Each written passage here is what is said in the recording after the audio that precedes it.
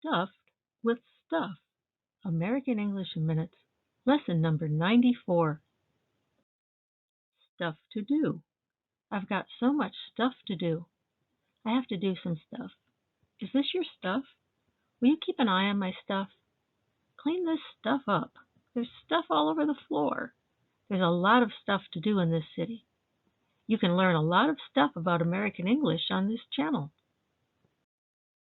Stuff is non-count things. We also say things, but stuff is a great American word. You boys wouldn't be interested in this conversation. It's all girl stuff. Stuff is non-count. That means it uses the singular verb. Americans in general have too much stuff, and many people rent storage spaces to store their extra stuff. Where am I supposed to put this stuff? Stuff is also a verb. As a verb, stuff means to force something into a limited space until the space is completely full. How am I going to stuff all my stuff into this one suitcase? I'll have to bring another bag. My closet is stuffed with clothes I no longer wear. I always stuff tissues in my pocket. Some people call every brand of tissue Kleenex. Some people stuff their money under their mattress. These days, pillows are usually stuffed with a man-made filler, but in the past, people would stuff their pillows with bird feathers. At Thanksgiving, people tend to stuff themselves with food. I'm stuffed. Stuffing. If you've eaten too much, you're stuffed. I can't eat another bite. I'm stuffed.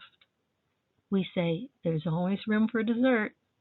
See video number 48 for practice with dessert and dessert, the verb. Inside of a pillow, a teddy bear, a Thanksgiving turkey, or many pastries, you find stuffing. With desserts, we often say filling instead. I need to sew up my son's teddy bear.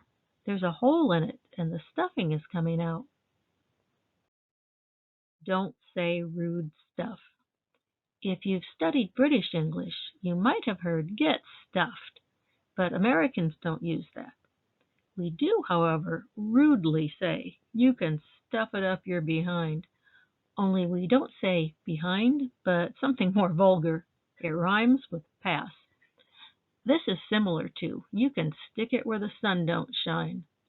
Note the correct verb is doesn't shine, but we use don't shine because it sounds more emphatic with only the one syllable. More often, the verb we use is shove, but some people say stick or stuff. If you're angry but don't want to add where the person can stuff it, you can just say you can stuff it, or you can shove it. Often we do not say this directly to the person's face. We tend to use it when telling a story to someone else. I asked the boss for a raise, and he said he couldn't give me a raise, but he would give me the new title of assistant to the floor manager. He can stuff his title. I need more money. So much stuff.